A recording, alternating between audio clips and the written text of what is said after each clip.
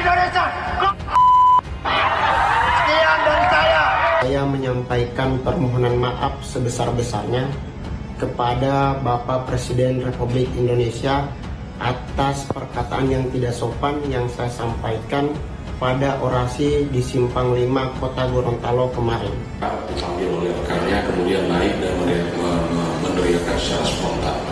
Namun apapun ceritanya, ini sudah ditangani oleh pihak kepolisian.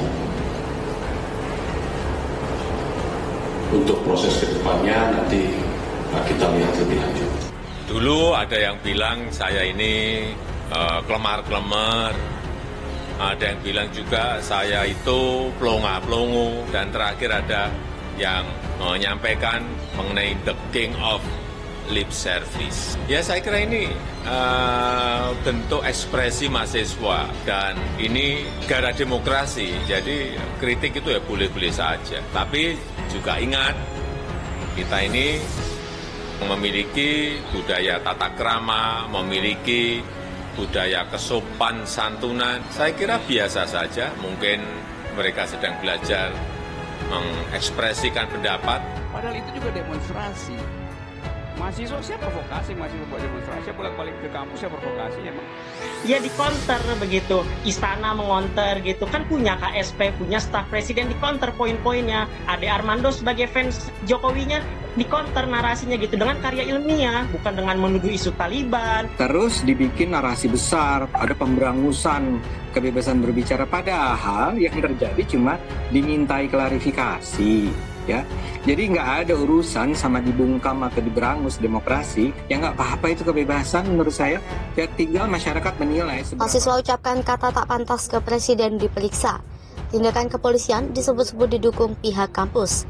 Polda Gorontalo memeriksa salah seorang mahasiswa Universitas Negeri Gorontalo bernama Yusuf Pasau. Ia diperiksa karena diduga mengucapkan kata tidak pantas kepada Presiden Joko Widodo. Kapolda Gorontalo Irjen Polda Helmi Santika, Sabtu 3 September 2022 malam mengatakan Yusuf diperiksa usai beredar potongan video saat berorasi pada aksi unjuk rasa pada Jumat 2 September 2022 kemarin. Pada potongan video itu, Yusuf mengatakan kata tidak pantas kepada Presiden dan dengan cepat video itu pun ramai di berbagai platform media sosial. Tindakan kepolisian dilakukan kata Kapolda didukung oleh pihak kampus. Selain itu, Badan Eksekutif Mahasiswa dan rekannya mendampingi saat Yusuf diperiksa di Polda Gorontalo. Menurut Helmi, pemeriksaan yang dilakukan oleh Polda Gorontalo juga mencegah dan mengamankan Yusuf dari kemungkinannya terjadi persekusi verbal. Namun, apapun ceritanya, kata Kapolda, hal itu sudah ditangani oleh pihak kepolisian untuk proses ke depan akan dilihat lebih lanjut. Polda pendekatannya dilakukan adalah soft approach. Yusuf diberi nasihat bahwa unjuk rasa yang menyampaikan pendapat di muka umum boleh dilakukan, tapi tetap harus mentaati norma dan etika kesopanan. Demo tolak harga BBM, ratusan mahasiswa hadang mobil Tito Karnavian. Usai Presiden Joko Widodo mengumumkan kenaikan harga bahan bakar minyak, demo tolak kenaikan harga BBM pun mulai dilakukan di beberapa tempat. Di Jalan Simpang 5 Mamuju, Sulawesi Barat, Sabtu 3 September, ratusan mahasiswa melakukan demo kenaikan harga BBM di hadang Menteri Dalam Negeri Tito Karnavian. Diketahui Menteri Tito Karnavian tengah berkunjung ke Mamuju dalam rangka melepas peserta festival Sondek Race menuju IKN Kalimantan Timur. Dalam aksinya, ratusan mahasiswa menutup Jalan Simpang 5 dan melakukan aksi bakar ban.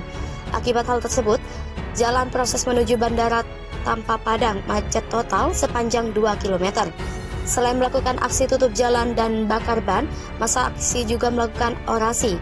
Terkait kenaikan harga BBM, dalam orasinya, Korlap Aksi Akbar meminta Presiden Jokowi membatalkan kenaikan harga BBM yang baru saja diumumkan oleh pemerintah pada Sabtu 3 September siang ini. Saat mobil Tito Karnavian melintas di lokasi aksi, ratusan massa aksi mencoba masuk ke jalan yang dilalui menteri dan rombongan. Polisi mencoba menghadang massa aksi agar tidak berhasil menerobos barikade yang dibangun polisi. Gagal menembus barikade polisi, massa aksi akhirnya hanya menggelar orasi dan mendesak Tito Karnavian agar menyampaikan aspirasi ke Presiden Jokowi. Tak sampai di situ, massa aksi juga mendatangi SPBU yang tidak jauh dari lokasi aksi. Ratusan massa aksi memaksa pihak SPBU untuk menutup aktivitas penjualan BBM. Atas hal tersebut, aktivitas SPBU tersebut sempat ditutup sementara. Setelah menyampaikan aspirasinya di SPBU, ratusan massa aksi terlihat membubarkan diri sebelum bubar. Mahasiswa berjanji akan kembali menggelar aksi jika pemerintah tidak menurunkan harga BBM subsidi yang sudah dinaikkan. Gawat, keterangan pacar Brigadir J justru perkuat kesaksian pelecehan seksual terhadap Putri Candrawati. Komnas HAM minta Polri mendalami kalau perlu pakai lie detektor. Komnas HAM membuat pernyataan mengejutkan. Dilansir dari Kompas TV, Komnas HAM menyatakan bahwa istri Ferdy Sambo Putri Candrawati diduga kuat mengalami pelecehan seksual oleh Brigadir J di Magelang. Komnas HAM kemudian menyinggung soal keterangan dari pacar Brigadir J, Vera Simanjuntak. Menurut Komnas HAM, keterangan Vera Simanjuntak yang menyebut Brigadir mendapatkan ancaman justru bisa memperkuat kesaksian pelecehan seksual terhadap Putri Candrawati. Dilansir dari Kompas.com, Ketua Komnas HAM Ahmad Taufan Damanik awalnya memaparkan rekonstruksi kasus pembunuhan Brigadir J yang telah dilakukan. Pada tanggal 4 Juli 2022, Brigadir J disebut membopong Putri saat berada di rumah Sambo di Magelang, Jawa Tengah. Kemudian pada 7 Juli 2022 malam, pembantu Sambo yang bernama Susi duduk di lantai, sementara Putri sedang menangis. Taufan menjelaskan, Putri melaporkan kejadian kekerasan seksual yang dialami kepada Sambo. Kesaksian itu pun dimasukkan ke dalam berita acara pemeriksaan. Selanjutnya, Taufan berandai kasus pembunuhan Brigadir J itu sudah berada di tahap persidangan. Dia yakin hakim dan jaksa pasti akan menanyakan alasan Sambo membunuh Brigadir J. Setelah itu, Putri, Bribka Riki Rizal hingga Kuat Maruf pasti akan dimintai kesaksiannya pula oleh hakim. Kemudian, Taufan menyinggung keterangan dari Vera Simanjuntak yang merupakan pacar Brigadir J. Diketahui, Vera pernah mengungkapkan bahwa dirinya dan Brigadir J sempat video call sehari sebelum peristiwa pembunuhan. Saat itu, Brigadir J menangis karena mendapat ancaman pembunuhan dari Kuat Maruf. Dalam rekonstruksi, Brigadir J diancam karena diduga melecehkan Putri Candrawati. Untuk itu, kata Taufan, Komnas HAM meminta agar dugaan pelecehan seksual di Magelang itu didalami oleh Polri secara ilmiah. Dia menyarankan polisi mendatangkan ahli-ahli tertentu untuk mendalami kebenaran dari keterangan para saksi dan tersangka tersebut. Usai didalami, maka baru ketahuan apakah isu pelecehan seksual terhadap Putri itu gugur atau tidak. Sebagai informasi, sebenarnya Putri sudah pernah mengaku bahwa dirinya dilecehkan Brigadir J di Duren 3, Jakarta Selatan. Hanya saja Polri menghentikan laporan Putri karena terbukti tidak ada pelecehan seksual yang dilakukan Brigadir J. Kini Putri dan para tersangka lainnya memberikan keterangan bahwa Putri dilecehkan Brigadir J di Magelang. Dulu dikeroyok saat demo mahasiswa, Ade Armando sebut Irjen Ferdy Sambo seperti Kapolri bayangan, bahkan Kapolri pun takut dengannya. Dengan bisnis haram, Ferdy Sambo bangun jaringan sangat kuat di Polri. Masih ingat pegiat media sosial Ade Armando? Dia pernah dikeroyok saat demo mahasiswa, sekarang ikut berkomentar soal jaringan Irjen Ferdy Sambo. Irjen Ferdy Sambo adalah tersangka dalam kasus penembakan Brigadir J bersama istrinya Putri Candrawati. Ade Armando ikut buka suara mengenai sosok Irjen Ferdy Sambo yang disebut sebagai mafia.